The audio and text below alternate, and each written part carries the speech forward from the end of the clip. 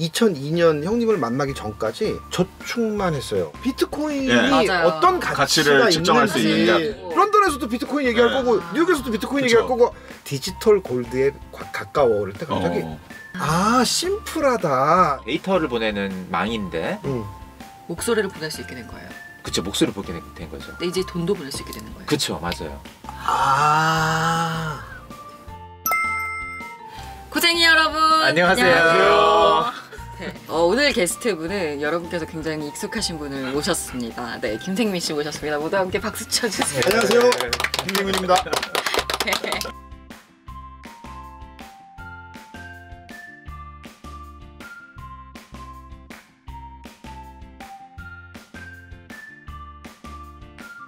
야, 이런 분위기였군요. 네, 저희 그냥 소소하게 하고 있어요. 김 기자님은 정말 제가 열심히 봤어요. 네네. 웃음소리가 네네. 너무 기자랑 너무 안 어울리세요. 약간 전현주 선배님. 제가 원래 약간 이런 되게 호탕하게 웃고 네. 그런 스타일인데 네. 그냥 일반 방송을 하거나 이러면 되게 딱딱한 모습밖에 잘 못 보이잖아요. 네, 기자님. 그렇죠. TN 증권부 김혜람 기자입니다. 그래서 되게 혜미님이 안타까워하셨어요. 그러니까요. 원래 성격이 그렇지 않은데. 아 이게 유튜브를 굉장히 해봤다. 어렵고 조심스럽고 네. 뭐 이견이 있는 사람도 많은 크립토 맞아요. 커런시잖아요. 맞아요. 여기 영어 많이 쓰길래 영어 너무 하고 싶어. Very 크립토 커런시잖아요. 근데 이 어두운 내용을 기자님의 웃음소리 하나로 그래요? 왜 그냥 예능을 만들어 주세요. 몰랐네. 그렇구나. 앞으로 열심히 웃도록 하겠습니다. 그래서 두 분 어떻게 아시게 된 거예요? 짧게 얘기하면 친구의 선배님이신데 이제 제가 처음 만나고 두 번 정도, 세 번 정도 만나고 이제 너무 놀란 거죠. 그리고 이제 제가 또 외국을 한 번도 못 나갔다 와서 외국에서 일하는 선배님은 어떨까? 외국에서는 나라는 사람을, 우리나라를 외국에서는 이 문제를 어떻게 바라볼까? 이제 사실은 근데 그때 형이 좀 너무 감동적으로 친절하셨어요. 그래서 우리나라 문제가 생기면 그게 전 본능이죠. 전화를 걸어요, 제가. 우리나라에 전화를 거는데 그 당시에는 국제전화 있었어요. 2003년도에 이렇거죠. 실제로? 여보세요? 형 생민이요. 나한테 전화해? 4초 만에 끊어야 되죠. 그래서 형, 대한민국에 이런 문제가 있는데 외국 뉴스에는 어떻게 났어요? 이렇게 제가 질문을 해요. 그럼 형은 이제 외국 뉴스 보고 외국에서는 한국에 별로 관심 없는데? 뭐 이런 거. 그게 정답일 수 있어. 그러니까 형 안지 이제 19년 됐는데 그러니까 백과사전? 저의 백과사전 그리고 뭐 근데 저한테 참 지금도 그러신 것 같아요. 저희도 너무 많이 배우고 진짜 박학다식. 예, 그래서 갑자기 생민아 나 암호화폐를 공부하게 됐어. 그래서 네네네. 뭐 출연할 수 있겠냐? 그래서 그럼 내가 배우러 가겠다.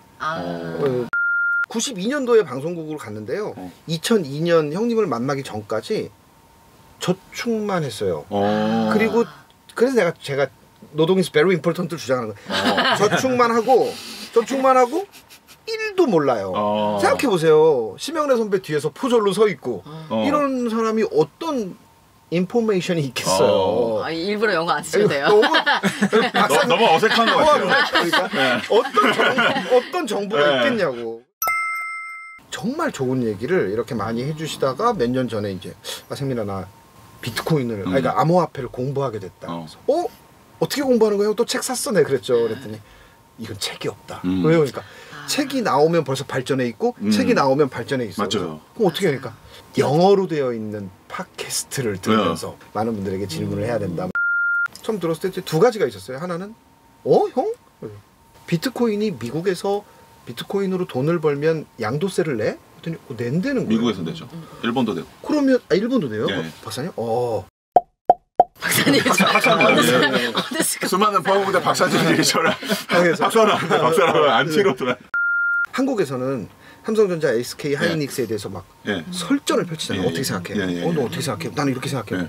미국에서는 애플이나 테슬라로 어떻게 생각해? 어떻게 영어로 막 얘기할 거 아니에요? 막 이렇게. 근데 비트코인 하나잖아요. 런던에서도 비트코인 얘기할 거고 뉴욕에서도 비트코인 얘기할 거고 그게 이게 묘미예요. 그러니까 그래서 저같이 멍청한 사람이 볼 때 저 좀 관심이 있는데 하다가 이제 또 막 질문을 하니까 형이 그래서 디지털 골드에 가까워 그럴 때 갑자기 모든 게 편집이 쫙 되면서 심플하다.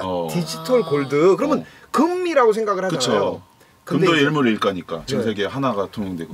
형님이 이걸 하신다고 말씀하시기 전에 한 3팀 정도의 인터뷰를 하게 됐어요. 뭘 가지고요? 이런 비트코인. 가상 비트코인을 가지고. 아, 오. 한 팀이 이제 지인이었는데 재밌다. 지금도 비트코인 얘기를 하면은 너 그렇게 접근할 거면은 우리 모임에 오지 마. 막 이런 데가 있어요.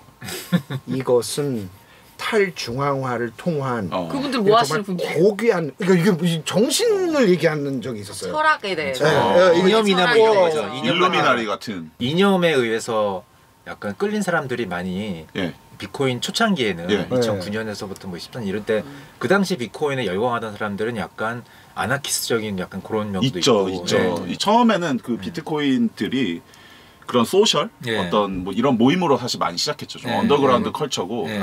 제 스타일대로 설명을 드리면 1번이 그들의 생각, 강대국한테 우리는 섭섭하다. 요게 굉장히 강했어요. 이걸로 한 1시간 반을 저를 막 설명을 하더라고요. 섭섭하니까 우리는 탈중앙화를 할 거고 그래서 이것이 만들어졌기 때문에 이걸 잡고 근데 우리는 애기 아빠니까 딴 생각을 하잖아요. 알았어. 촉촉촉촉 깔때기로 되면 뭐가 나와요? 돈 돼. 돈이 돼. 돈이 돼? 그래서 수익률이 그 얼마야? 얘기만 하면은 사람 취급을 안 하는 거예요. 아, 철학을 받아들일 준비가 안 된 자다. 이거는 돈 벌려고 사는 게 아니라 너 이게 지금 우리 미래를 위해서 얼마나 중요한 건데 너는 그런 얘기를 해서 그런 분들이 많았어요. 초창기에는. 내가 철학적인 저는 분들. 또 제 스타일이 있으니까 how to buy and sell 어쩌라고 이거잖아요. 무조건 이제 박사님 같은 분들이 박사님. 아니야 기자님 같은 분들이 역사를 만들어 놓으면 역사의 뒷부분에 들어가서 그 앞에 소중한 거는 사람들은 다 까먹고 얼마에 사서 얼마에 파나. 네. 맞아요. 철학을 까먹고 다 남는 거는 그래서 2,800만 원이 500만 원이 됐잖아. 이거밖에 남지 않는 거죠. 그래도 나는 돈을 잃었잖아. 이거더라고요. 그래서 그런 거구나 뭐 하면서 이제 그리고 저한테 아까 말씀드린 제가 뭐 본부장님을 좋아하거나 이렇게 재밌으실 줄이야.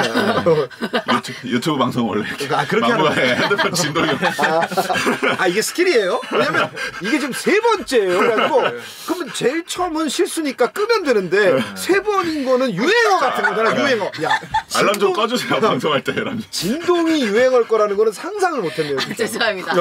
제가 에티켓이 없었네요.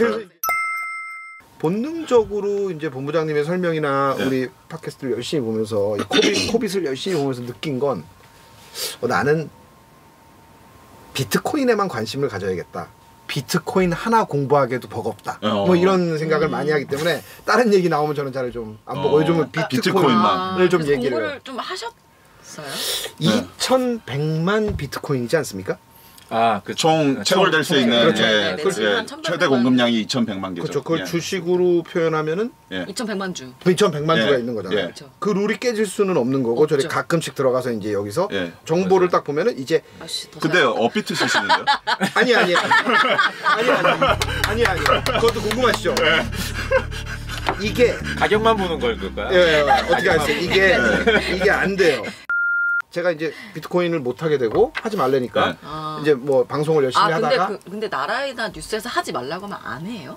안 해요. 왜냐면 이건 원 오브 포트폴리오예요. 예. 하늘이 두 쪽이 나도 그렇죠. 크립토는 이게 내 인생을 걸고 몰빵 연끌해갖고 할 게 아니니까. 근데 지금 29살이거나 32살이신 분은 몰빵이죠. 흥분하셔도 좋아요. 왜냐면 그 나이 때만 흥분할 수 있는 거니까. 근데 이게 젊은 분들과 저희 같은 사람들의 특징인데 저희는 흥분은 안 해요. 모든 그래프는요. 모든 그래프는 이렇게 레인지를 가지고 우상향을 하다가도 항상 흥분을 해요. 모든 자산들이 다 그랬죠.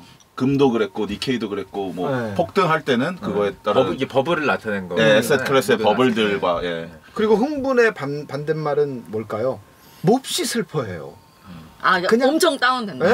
모든 그래프는 디프레션.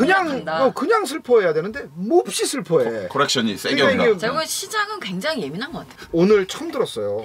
그 선생님 박사님한테 그 받아들이기로 했어요. 하겠습니다. 공부하셔야겠어요. 외국 출발 비디오에 박사한테 따야 되겠어요. 프로그램. 저번에 유튜브에서 이게 되게 인상적인 게 박사님 말씀이 저희는 박사 저희 비트코인 크립토커런시는 석 달에 한 번씩 IMF가 옵니다. 그 말씀이 너무 그 방송 말씀이 너무 인상적이었던 거예요. 그러면 젊은이들은 그걸 항상 거꾸로 생각을 하셔야 돼요. 석 달에 한 번씩 IMF가 올 수 있으니 좀 기다리자. 무리하지 말자. 현금을 가지고 있자. 2018년도에 사실 한국이 이 전 세계에서 유일무이한 비트코인의 가격을 드라이브 할 수 있었던 가장 큰 동인 중에 하나가 한국은 뱅킹 인프라스트럭처가 너무 뛰어나요. 그래가지고 그때 당시에는 이렇게 은행에서 거래소랑 가상계좌 연동을 굉장히 심리스하게 잘해줘가지고 내가 돈을 넣고 1초 만에 비트코인 사고 1초 만에 돈 다시 출금하고 이런 게 하루에도 수도 없이 가능했어요. 2017년도 말에는 지하철 타고 버스 타면은 빗썸 사람들 다 빗썸만 보고 있어요. 진짜로 그 정도로 투기가 몰리니까 나만 몰랐구나. 한국이 어마무지하게 그걸 드라이브 할 수 있었던 인프라가 있었다. 그래서 이 IMF가 3개월에 한 번씩 막 이렇게 찾아오는데 너무 거기에 불나방처럼 달려들지 말아야 한다라는 생각을 갖고 계신 거. 규칙을 충분히 외운 다음에 게임을 시작하잖아요. 제일 좋은 거는 나랑 코드가 안 맞는 것 같으면은 그 시장에 참여 안 하는 게 제일 좋아요. 왜냐면 결혼도 해야 되고 부모님 모시고 살고 해야 되기 때문에. 근데 이제 참여를 했을 경우에는 위로 가는 앞사이드 포텐셜도 좋지만 항상 하방을 이렇게 얘기해야 되니까 몇 가지잖아요. 그러니까 비트코인 정도 우리가 한번 생각을 너무 하고 싶은 비트코인 정도 생각을 해보고 석 달에 한 번씩 IMF가 오니까 좀 무리하지 말고 천천히 한번 해보면 없어도 되는 돈으로만. 그럼 이제 지인들은 코인 사기 당하는 거 어떻게 했을 때 어떤 코인을 이자를 주는 은행이 있더라고요. 그래서 오 이게 뭐야? 이자를 주네? 쫙 봤더니 이자를 주는 코인이 한 20개, 30개 정도밖에 안 되더라고요. 몇백 개, 몇천 개의 코인 중에 이자를 요만큼만 주면 요 친구들이 공신력이 있는 거 아니에요. 거기로 일단 필터링을 해서 너무 하고 싶으면 그 정도만 해라. 우리가 알지도 못하는데 이게 다 영어로 써 있어 글자도 모르면서 약간 암호 같은 느낌이 있어요. 시크릿 코드 같은. 근데 굉장히 많은 것이 복합적으로 있기 때문에 새로운 것을 받아들이는 것이 어떤 젊음의 상징이긴 하지만 이게 너무 새로워. 막 어제 나온 코인이야. 5원 예 이거 30원 되면 야 6배 금방 그런 거는 네네네. 자기가 스스로 저는 그러니까 돈을 벌고 그 버는 거에 대한 규칙 그리고 장기 투자 그리고 당연히 맞고 또 하나는 그러면 우리가 사기로부터 또 위험으로부터 또 위험을 감지하는 방법 뭐 이런 것들을 저는 이제 우리 본부장님하고 한 20년 같이 다니면서 뭐 어디나 사기를 감지하는 방법이 있나요? 상정할 코인을 평가를 할 때 사람을 결국에는 제일 중요한 거인 것 같은데 그 프로젝트를 운영하는 대표들 그 뒤에 누가 도대체 운영 그거에 대한 별로 신경을 안 쓰는 것 같더라고요. 약간 풍토가 무슨 뭐 약간 스타트업의 평가를 하는 척도가 아니라 지금은 좀 그 팀의 마케팅 역량, 대중적인 하이프 이런 것만 많이 보죠. 텔레그램 방이 뭐 몇 명이 모여 있고 뭘 하고 있고 그런 걸로서 이게 이 코인이 될 건지 안 될 건지 뭐 이렇게 판단하는 그런 풍습 같은 게 잘못된 거 맞죠? 뭐 생긴 지 뭐 2, 3년밖에 안 된 ICO 마켓인데 그런 이상하게 또 뭐 형성이 느슨하게라도 된 것도 웃긴 거죠. 사실. 그래서 그냥 사람을 일단은 되게 뭐 어떤 상황에서도 뭐 코인이 됐건 아니면 그냥 일반 무슨 사업하는 사람한테 투자를 하려고 그럴 때 그런 거에 대한 고찰이 너무 없는 것 같이 느껴졌어요. 이 업계에서는. 근데 비탈릭도 저 만나봤는데 사람을 봤으면 제 이더리움 이더리움 만들었네요. 저는 그러면 오늘 크립토커런시 학원에 왔기 때문에 질문을 좀 드릴게요. 네네네. 많은 분들 제 아내도 궁금할 것 같고 아무것도 모르는 분들 비트코인이 어떤 가치를 측정할 수 있느냐 이거는 저는 착각인 것 같은 게 이건 비트코인을 어떤 회사의 가치를 표현하는 주식의 관점에서 해석을 하려니까 이런 거고 비트코인을 디지털 골드의 관점에서 생각을 하면은 이런 게 사실은 필요가 없는 관점이거든요. 비트코인 어떤 증서 같은 거 안 주나요? 저는 왜 이런 현상이 나오냐면은 이제 비트코인이 거래되는 업비트 아까 보신 화면 같은 게 이 증권 거래, 주식 거래 화면하고 되게 비슷하니까 이게 주식과 같은 거니까 주식의 가치를 측정하는 방법으로 자꾸 비트코인에 갖다 대려고 하니까 뭔가 안 맞는 거죠. 비트코인도 하나의 네트워크인데 사람들이 왜 그게 네트워크예요? 그러니까 한국 사람도 비트코인을 갖고 있고 미국 사람도 갖고 있고 우루과이 사람도 갖고 있어서? 아니요 블록체인이어서 네트워크 아니에요? 뭐가 숫자가 막 이렇게 길게 써있 다큐멘터리 보니까 인터넷이라는 건 원래 데이터를 보내는 망인데 목소리를 보낼 수 있게 된 거예요. 그쵸 목소리를 보게 된 거죠. 근데 이제 돈도 보낼 수 있게 되는 거예요. 그쵸 맞아요. 이해가 확 갔어요. 와 된다. 이해가 됐어. 깨달음이 왔어. 그래서 목소리를 보내는 거는 보이스 여기 나와 있는 보이스 오버 인터넷 프로토콜이라고 보이프라고 그러거든요. 네. 보이스 IP 이렇게도 얘기를 하고 그거랑 유사한 개념인 거예요. 이거는 머니 오버 인터넷 프로토콜인 거예요. 그래서 여기서 보면 미들맨이 없이 가치 전달을 가능하게 하는 기술이라는 거예요. 과거에는 이게 가능하지 않았거든요. 비트코인으로 보낼 경우에는 중간에 아무도 없는 거예요. 그냥 보내는 거죠. 이야, 확 온다. 그게 비트코인 네트워크의 가치인 거예요. 박사님 여긴 것 같은데요. 이분 화장실 가고 신뢰도 제로야. 이분이 이거 회사 차렸다면서요? 저희 대표님이세요. 그러면은요 이제 두 번째 또 다른 질문도 한번 드려보고 싶은데 이거는 좀 약간 너무 이해가 됐어요. 근데 뭐냐면 좀 변동성이 너무 궁금해요. 이게 뭐냐면 다른 건 모르겠고 비트코인이 그래도 말이 그렇지 200조가 넘는데 이거를 이제 옛날 표현으로 쓰면 누가 흔든다고 자꾸 사람들은 착각을 하거든요. 근데 어떻게 100만 원짜리가 2,800만 원이 됐다가 다시 300만 원이 됐다 1,600만 원이 됐다가 변동성이 도대체 왜 이렇게 심한 거예요? 그러니까 왜 심하냐면 뭐 이유가 여러 가지가 있겠지만 제 생각은 일단 뭐 우리가 얘기했던 것도 사실 일부는 있죠. 그 서킷 브레이커 이런 게 없으니까 되게 심하게 움직이는 그런 어떤 제도적인 장치가 없어서 이유인 것도 하나 있고. 그래서 이제 자산 가치가 아닌 거 아니냐, 자산일수 투자 가치가 없다, 막 이런 의견을 말씀드리고 싶은 건데 거기서 더 그 서민들의 골목 맥주집에서는 이런 얘기를 하는 거죠. 솔직히 캄보디아, 형이 제일 싫어하는 표현이긴 한데 캄보디아 지하 5층 그 지하 세계에서 몇 명이 모여가지고 가격을 이렇게 막 계속 우리 바보 만들려고 이러는 거 아니야? 이런 음모론 있을 수 있는 거죠. 사실 그런 얘기가 이제 비트코인 초창기에는 그렇게 거래량도 많지 않았으니까 가능했죠. 네, 그러니까 어떤 큰 애가 와가지고 이렇게 흔드는 게 가능은 이제 많이 했었던 거죠. 더 자주 종종 일어나지 않았을까 싶은데 그게 아니라면 정말 인간의 심리가 모여 있는 게 그래프잖아요. 떨어진다. 떨어진다. 나도 팔아야지. 떨어지는 거고. 오른다. 이렇게 한다고요? 맞죠. 진짜 스튜피드. 그런 것도 이거 실제로 듣는다. 그런 것도 있고 저희 예전 방송편에도 한번 다뤘는데 이쪽 시장도 이제 고도화가 돼가지고 탈중앙 금융 상품들이 막 등장을 했어요. 비트코인 맡기면 비트코인 이자 주는 상품들 이런 것들이 나왔는데 그래요? 이게 패닉셀이 발생하면은 자동으로 반대 매매가 당하는 로직들이 막 걸려 있어가지고 그런 것들이 이제 제도적 장치가 없는 거와 맞물려 갖고 퍼펙트 스톰으로 이렇게 내려갈 수 있는 거죠. 근데 제도적 장치가 있다면 이들이 생각하는 탈중앙화랑은 또 아름답지가 않죠. 이거는 전면전인데 여긴 지금. 좀 더 이제 펀더멘탈한 부분에서 얘기를 하자면은 아마 제 생각은 이런 것 같아요. 이게 지금 자산으로서 이 세상에 등장을 했는데 아직 얘의 내재 가치에 대해서 합의가 이루어지지 않았기 때문에 자기 자리를 찾아가는 과정이 아닐까 싶거든요. 애기다. 그러면은 형 말대로면 4,900년 전에는 금도 이렇게 움직였다는 거예요, 그러면? 그때를 얘기하는 게 아니고 그때는 어떤 질문 진짜 많죠. 이렇게 20년을 보내온 거예요. 그때는 본부장님이 되게 성격이 좋으신 거예요. 몇 번 맞은 적도 있어요. 그래서 이게 금의 가격이 100년의 히스토리인데 이제 보면은 금 가격이 이제 일직선인 데가 있잖아요. 이때는 이거 왜냐면 이 당시에는 골드 스탠다드였기 때문이죠. 모든 그 법정화폐가 다 금이랑 패깅이 돼 있으니까 가치가 변할 수가 없는 거지.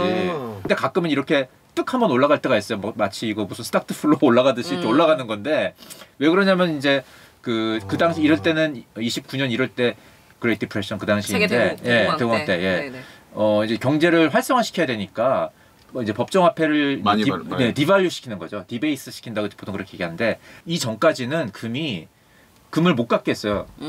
소유를 못 했어요? 소유를 못 하게 했어요. 정부만이 가질 수 있었죠. 정부만이 가질 수 있어요. 근데 이제 그거가 딱 풀린 거죠. 여기서부터는.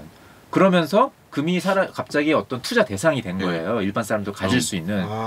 그러니까 갑자기 금의 적정 가격을 찾기 위해서 투자 자산으로서 굉장히 요동치는 시기가 70년대였던 거거든요. 그러니까 70년대 때 엄청 금 가격의 변동성이 올랐다는 걸 알 수가 있죠. 그 이후로는 좀 이제 좀 캄다운 된 거거든요. 왜냐면 이제는 어느 정도 자리를 잡았으니까.